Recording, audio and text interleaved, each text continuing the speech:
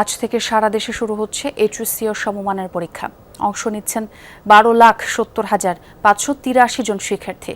গতকাল সচিবালয়ে ব্রিফিংয়ে শিক্ষামন্ত্রী জানিয়েছেন, নিরাপত্তা নিশ্চিত ও নকল প্রতিরোধে কেন্দ্রে কেন্দ্রে পুলিশের কাছে থাকবে বডি ওর্ন ক্যামেরা।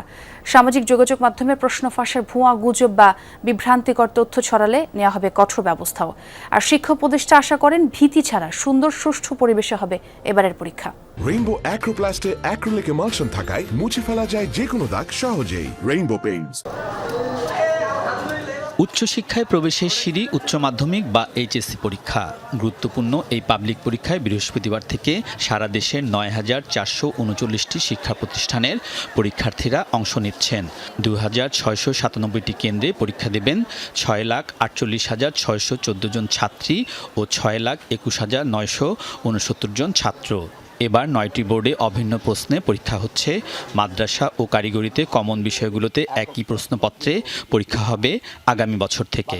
পরীক্ষা কেন্দ্রসমূহের আশেপাশে যানজট, জনদুর্ভোগ লাঘবের লক্ষ্যে শুধুমাত্র পরীক্ষার্থীদের সকাল 8:30 থেকে কেন্দ্রের অভ্যন্তরে প্রবেশের ব্যবস্থা থাকবে। মোট 77টি বিষয়ে 21 দিন পরীক্ষা সম্পন্ন হবে। এবারের পরীক্ষায় নকল প্রতিরোধ ও নিরাপত্তা নিশ্চিতে বিশেষ ব্যবস্থা নেওয়া হয়েছে। কেন্দ্রে কেন্দ্রে পুলিশের কাছে থাকছে বডি ওর্ন ক্যামেরা। প্রশ্ন ফাঁসের গুজব কেউ ছড়ালে নেওয়া হবে শাস্তিমূলক ব্যবস্থা। পরীক্ষার খাতা পুনর্মূল্যায়নের ব্যবস্থাও থাকছে। এর মাধ্যমে পরীক্ষকরা কম অথবা বেশি নম্বর দিচ্ছেন কিনা সেটিও যাচাই করা হবে। শিক্ষামন্ত্রীর আশা, এসএসসির মতো এইচএসসি পরীক্ষায়ও স্থানীয় কোনো সংসদ সদস্য বা দায়িত্বশীলরা কেন্দ্রে গিয়ে এমন আচরণ করবেন না যাতে পরীক্ষার পরিবেশের বিঘ্ন ঘটবে। লাস্ট এক্সামের সম্পর্কে কিছু সোশ্যাল মিডিয়া বিভ্রান্তিকর নিউজ দিয়েছে। এবার সেই ব্যাপারে সাইবার আইনও হয়েছে। এই ধরনের বিভ্রান্তকর নিউজ যদি কেউ ছড়ায়, সাথে সাথে তাদেরকে আইনের কাছে সোপর্দ করতে হবে। ভুল প্রশ্ন যদি কেউ দেয়, কর্তৃপক্ষ দায়ী হবে। শাস্তিযোগ্য অপরাধ করে পার পেয়ে যাবে, এটা এবার হবে না। যে কোনো মূল্যের নকল প্রশ্নপত্র ফাঁস কিংবা যে কোনো অনিয়ম যেগুলো রয়েছে সেগুলো থেকে আমরা বেরিয়ে এসে একটা সুন্দর ন্যায়সঙ্গত শিক্ষা ব্যবস্থা নিশ্চিত করতে পারি। সুষ্ঠু প্রক্রিয়াতে পরীক্ষা এবং অংশগ্রহণ নিশ্চিত করার মাধ্যমে। উচ্চ মাধ্যমিক, মাদ্রাসা ও কারিগরি শিক্ষায় একাদশ শ্রেণীতে যারা রেজিস্ট্রেশন করেছিলেন তাদের মধ্যে প্রায় 5.5 লাখের মতো শিক্ষার্থী এবার এইচএসসি পরীক্ষায় অংশ নিচ্ছেন না।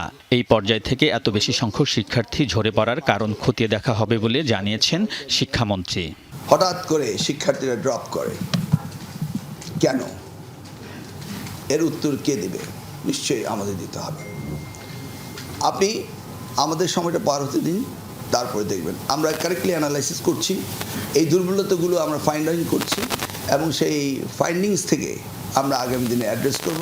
এর আগে বুটেক্সের 52তম ব্যাচের ওরিয়েন্টেশন অনুষ্ঠানে শিক্ষামন্ত্রী বলেন, আগামী বছর পাঠ্যক্রম পরিমার্জন ও 28 সালে নতুন কারিকুলাম প্রণয়ন করা হবে। আমরা কারিকুলামকে চেঞ্জ করছি।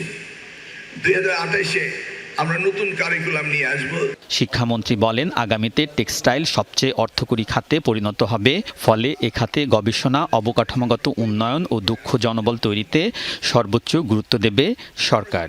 টেক্সটাইল ইন্ডাস্ট্রিগুলোতে আলমগীর স্বপন, যমুনা নিউজ, ঢাকা।